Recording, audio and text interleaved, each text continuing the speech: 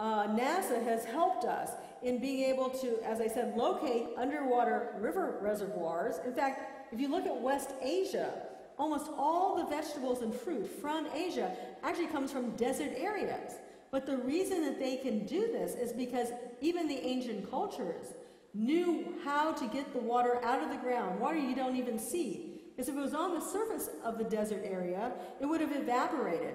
But if it's underground, you can actually preserve water. So we're even looking at agricultural techniques, and we would hope that maybe some people could implement this, and that is instead of growing food outside in the desert where there's great water evaporation, to look at hydroponics, to go underneath the ground, even in small caves, and use the sun to bring in the light that's necessary, have minimal mineral resources, and then the water continues to recycle because there's very little evaporation. Indeed, we call this Project Oasis many years ago, where we would have the opportunity of solar collectors above the ground, pulse the information and energy beneath the ground, where computerized systems would be able to process food in underground food factories. So we're looking at tremendous opportunities even through airborne devices that can collect the condensation, create the water streams, bring that back carefully to the planet, and we would have opportunities to recycle also the groundwater that's been polluted very, very effectively. So let's look at cost, because this is something that's realistic. The cost of 1 cubic meter of water that's easily accessible can be as little as 35 cents. The cost of 1 cubic meter of desalinated water can be $3.75. Obviously, a big steep climb. One of the other options, find new ways of desalinization. And some countries have been able to do that. In fact, they've used green energy, so to speak, or solar energy, and in some cases wind energy, depending on where the desalinization plant is, to reduce the cost of that. So you can't look at water without looking at energy. You can't look at water without looking at climate change. So all these factors have to enter into a unified, holistic picture. Scientists have calculated the amount of water from the southern aquifers to be equivalent to the flow of 200 years of water in the Nile River area. And so Libya, with all of the fantastic opportunities it still has committed itself to a new process of a whole new area of water collection and water safety. Right, so water, what we're showing here in the graph is that water that's probably been collected on that part of the world for over 1 million years, or at least 10,000 years, could be used up with this advanced pipeline and demand that's acquired right now in just 100 years. So all the aquifers could easily be gone. These are a lot of serious projects. Talking about periods of some 40,000 years plus in terms of antiquity. But let's move on to other parts of Africa, and I think we have to be concerned about Africa because it's one of the places where there's less money and probably not a lot of technology. This is why we're working in South Africa as well as in Lesotho, in neighboring countries, to bring, as it were, a whole new educational effort to get people to realize that there is a vast reservoir of water under the Kalahari that could be tapped in South Africa. There are places strategically all throughout Africa that could be used if we have the means and the perceptual direction to see a larger roadmap of new water resources. And the sad thing is that water will probably become a major cause of war, conflicts, especially in the East. Now, one of the situations is we've always looked at oil. We feel many people have felt that the last so many decades oil has been the cause of war. But in the future decades, very commonly, it could be water as a source of war. For instance, Egypt has threatened war on any country that takes water from the Nile without its permission. And India has been arguing with Bangladesh over the Ganges, and Pakistan over the Indus River. So there's many, many factors. Some of these things go back to treaties, even with the British, who allocated water in certain areas.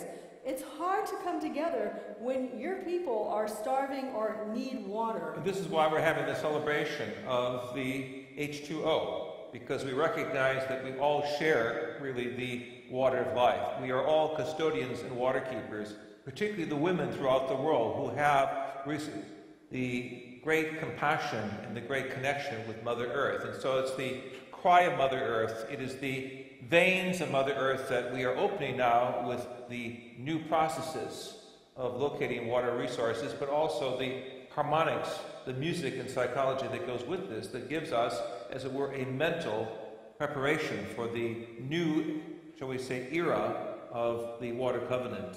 Right, and so none of these things have to take place. We don't need to be in water stress or even water scarcity anywhere in the world if we would use our new technology and use our hearts in making changes on the planet. And this includes even the United States.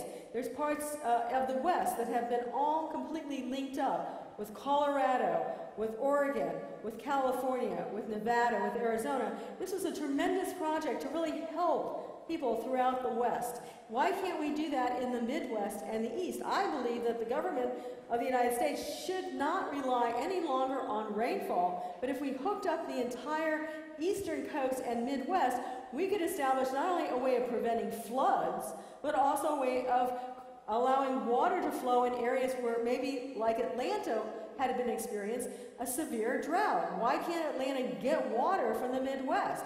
It certainly can. It just takes a significant project like that, which was already done in the western part of the United States, to be done in other parts of the United States as well. And this goes on for all over the world. In fact, we need to establish a way to conserve and also recycle all water resources. This has been demonstrated in Washington, in other parts of the American Midwest, of the ability to harness, as it were, a whole new tubular system to protect the water, as well as to use a type of fiber optic system to remove the pollutants. Also, oftentimes the water that runs, that falls, we'll say, during rainstorms is just lost, especially in places like California. It actually just goes right out into the ocean and becomes salt water.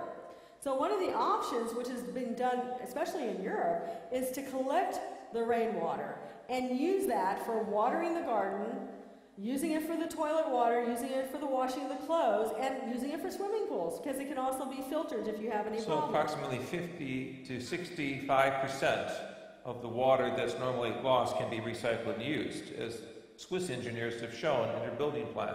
Right.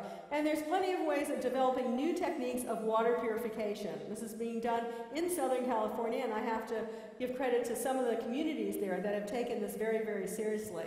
One of the other additions is the toilet itself is one of the largest consumers of water in rural, urban communities.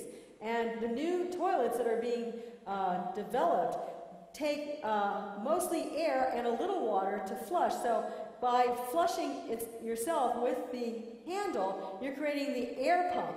So there's no electricity and nothing, but it works really efficiently and really, really well. So this is something we highly recommend. Also, Norwegian and Swedish engineers have developed what is known as the dry toilet, the separation of the urine from the human waste, and this has been implemented throughout South Africa and other regions of the developing world very effectively. Now, one way also to control water flow, especially rain, we've noticed, and scientists have come to the conclusion, especially from research in the Amazon, is to plant trees. If you have a lot of trees in the area, you will get an increase of rainfall in that area. If you cut the trees, you get a decrease. So you could actually almost manipulate how much rain is needed in areas by the amount of trees planted. And of course, we have to credit people in Kenya and who won the Nobel Award for planting trees throughout the area and increasing the amount of water given to the people.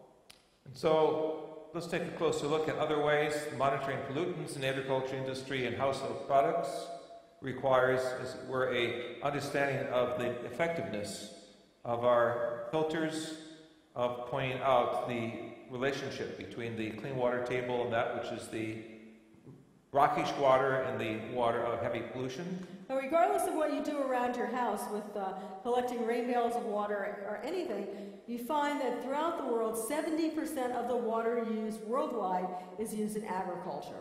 So that means that's one of the key places that we really have to make a difference in the way we use water to grow plants.